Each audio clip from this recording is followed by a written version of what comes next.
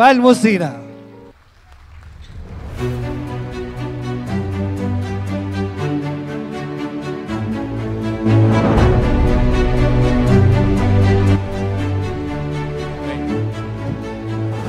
Una sa lahat, congratulations sa lahat ng mga nakasama ko ng 35 years sa ating mga barangay na nandito ngayon.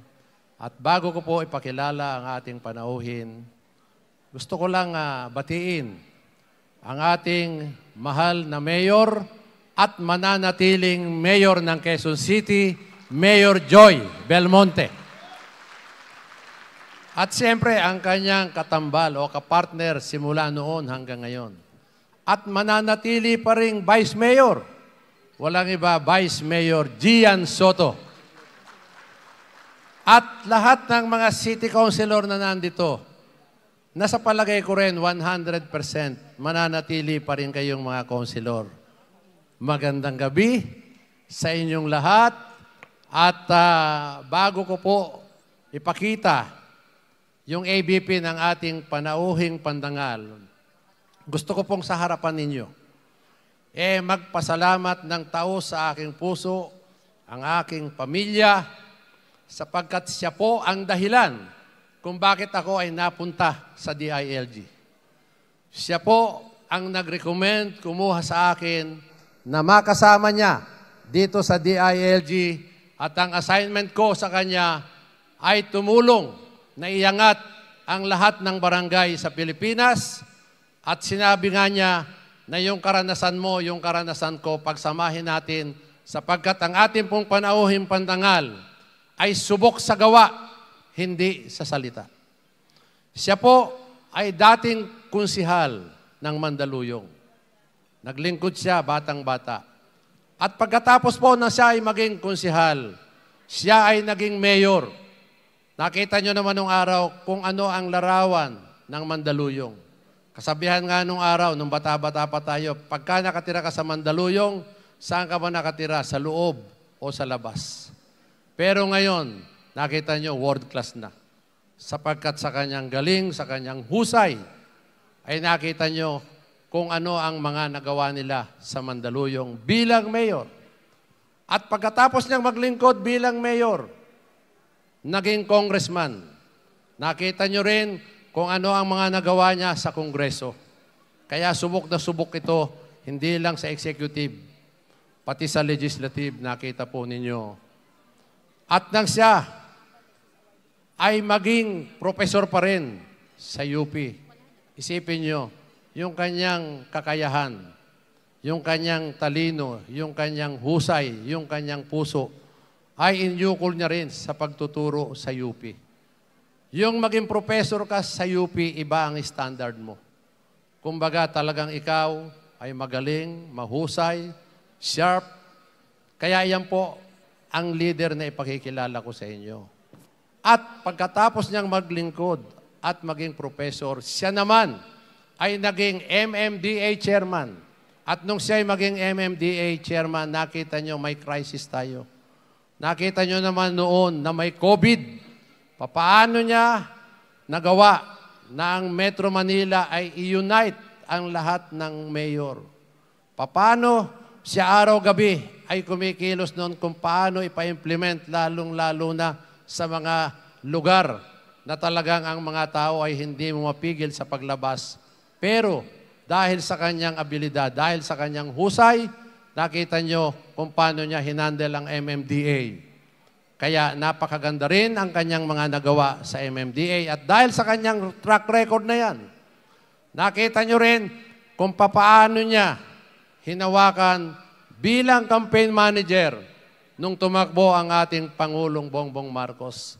Bilang campaign manager, nakita nyo na sa buong Pilipinas, siya lahat ang nanguna, nagko-coordinate sa lahat ng mga local official. At dahil po dyan, ginawa siyang sekretary ng DILG. At nakita nyo naman sa DILG, ang lahat ng mga pagsubok, ang lahat ng mga ginawa niya, nakita ko po yan. Sapagkat araw-gabi, nakita nyo ang mga problema na kinaharap ng ating bansa. Pinakita niya sa ating Pangulo yung kanyang tibay ng dibdib, yung kanyang tapang na labanan ang mga sindikato. Nakita niyo, wala siyang sinisino. May mga naipakulong na mayor, may mga kinasuhan na congressman. Lahat ng mga untouchable ay hindi po pwede sa kanya sapagkat iba po ang liderato ng ating panauhin. Kaya po, gusto kong ipakita sa inyo ang kanyang ABP bilang dagdag pa kaalaman kung ano ang mga ginawa niya, nagawa niya, kung gaano karami ang mga award na tinanggap niya bilang patunay na talagang sa lahat po ng 20 National Government Agency, ang DILG ang laging #1 pagdating sa performance. Kaya palakpakan naman po ninyo.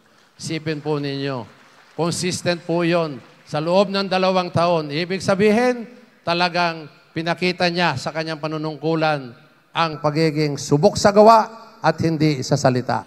So, panoorin po natin ang ABP ng ating panauhing Pandangal.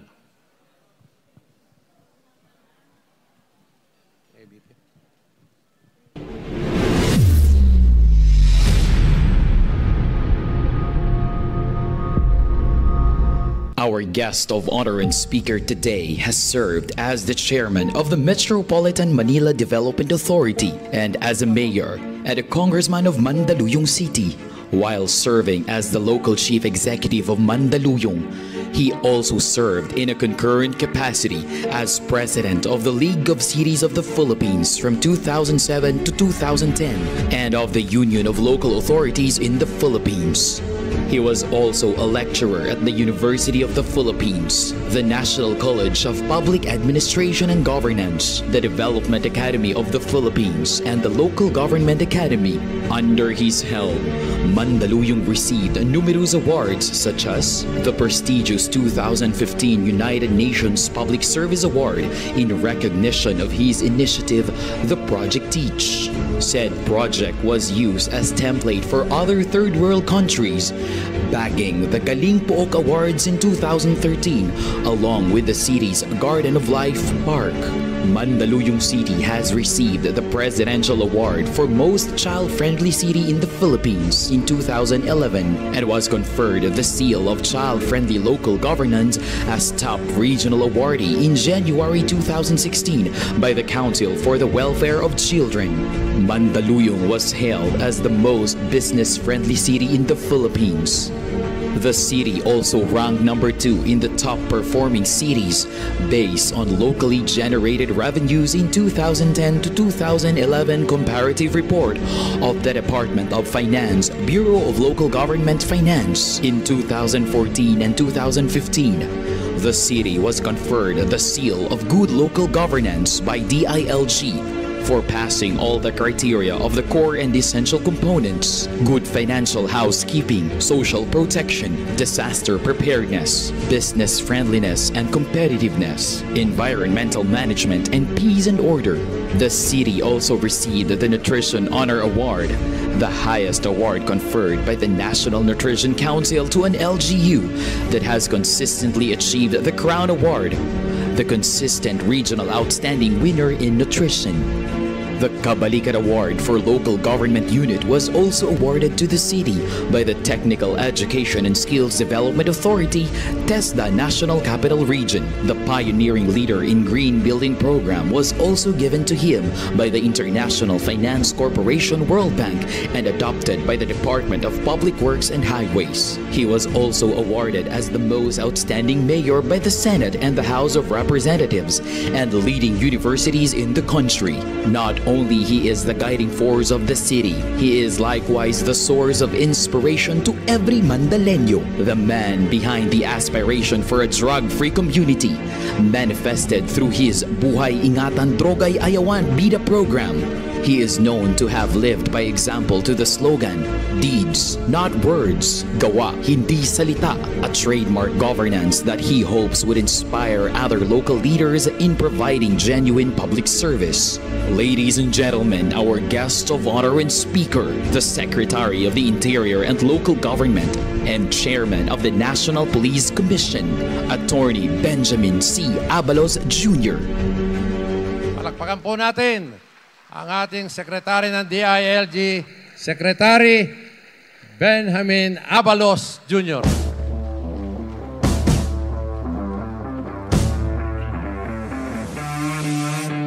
Maraming salamat po. Upo tayo. Salamat po. Si Yusek Chito, kabisado buhay.